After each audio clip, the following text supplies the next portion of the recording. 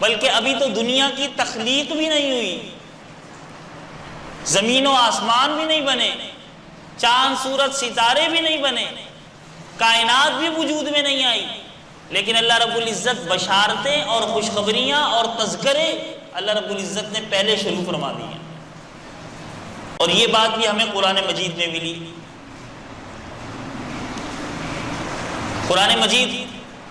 غالباً سورۃ المائدہ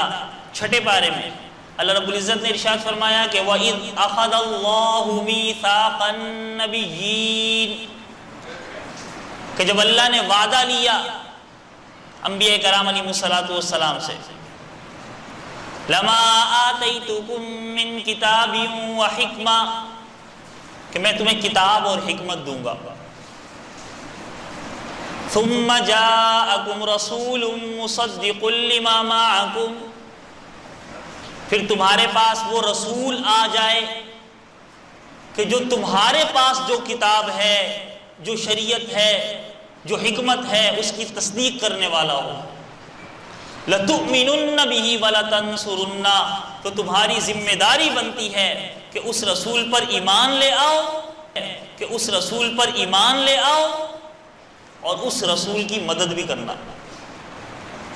یہ اللہ انبیاء کرام علیہ السلام سے وعدہ لے رہے ہیں کہ اگر آپ کے زمانے میں آدم علیہ السلام، آپ کے زمانے میں نوح علیہ السلام، ادریس علیہ السلام، اسماعیل علیہ السلام، ابراہیم علیہ السلام، 1,24,000 کم و بیش پیغمبروں اور رسولوں سے اللہ رب العزت نے وعدہ لیا کہ اگر آپ کے زمانے میں میرا آخری پیغمبر، محبوب پیغمبر سید الاولین والآخرین صلی اللہ تعالی علیہ وآلہ وسلم آ جائیں تو اپنی شریعت چھوڑ دینا، اپنی کتاب چھوڑ دینا، ان پر ایمان لانا اور ان کی مدد کرنا۔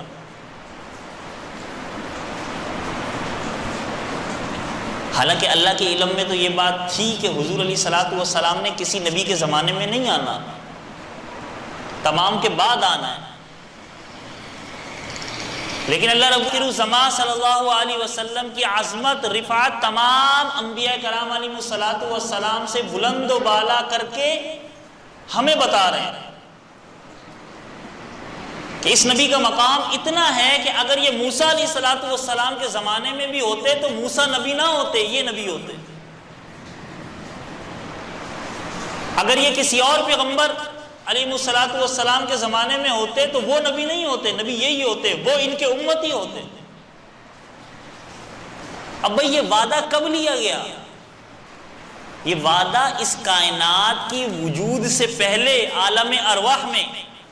جب روحیں تھیں، تب اللہ رب العزت نے جس طرح ساری مخلوقات کی روحوں کو جمع کر کے الستو بربکم کا وعدہ لیا تھا کہ کیا میں تمہارا رب نہیں ہوں، تو سب نے کہا تھا کہ جی ہاں، قالوا بلا ربنا، آپ ہمارے رب ہیں۔ اسی طرح اللہ رب العزت نے انبیاء کرام علیہ السلام کی روحوں کہ اگر تمہارے دور میں میرا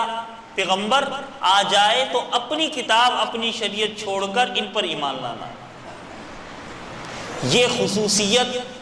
یہ امتیاز، یہ اعلیٰ شان اور مقام کسی اور نبی کے حصے میں نہیں ہے، اللہ رب العزت نے ہمارے پیارے پیغمبر صلی اللہ تعالی علیہ وآلہ وسلم کے حصے میں عطا فرمایا ہے۔